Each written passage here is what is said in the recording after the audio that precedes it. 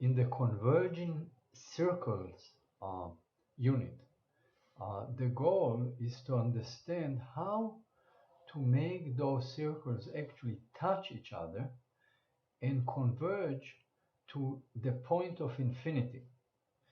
Uh, Now, let's look at the parameters. The first one is the diameter of the first circle. So if we change it, say, to 70, everything will become smaller. Okay. The second number is the number of circles. Right now there are 6, but I can make even 60. Notice that if I make, instead of 60, I do 600, you will not see any difference because they are so small. It gives you a sense of infinity, right?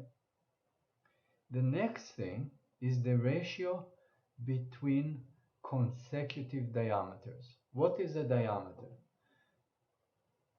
Um,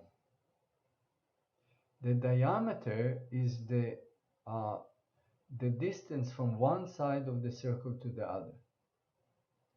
So if the diameter of the first circle is 70, and the ratio in this case is 0.6, then the next one will be 70 times 0.6, which is, you do 7 times 6, which is 42. Now, if we change it, make an experiment, and that's what you can do. Let's change it to 1. What do you think will happen? Well, try. All the circles are the same size because the ratio is 1. What if the ratio is 0.9? Well, it's 90%, so it grows, it becomes smaller slowly.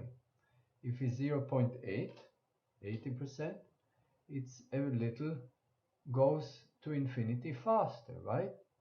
So that's the third number. The fourth number is the distance between the first and the second circle. So for example, if I make the first one 100,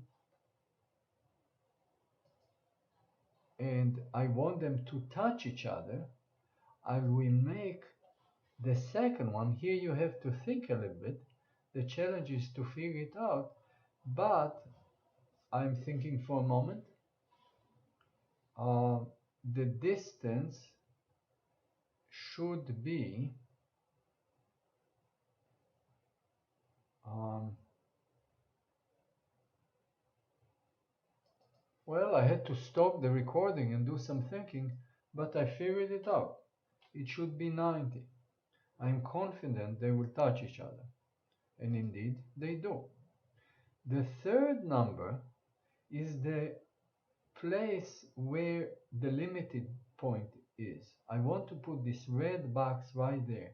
Now, again, I will stop the tape, do some thinking, and write the right number here based on my mathematical reasoning. And that's what I would like you eventually to get.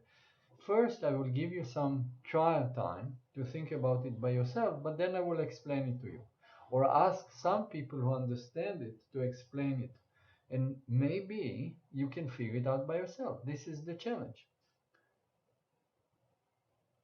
Okay, I figured it out. I got the number 450. It's not 470. It's not 420. Okay, it's exactly 450. And the question is why?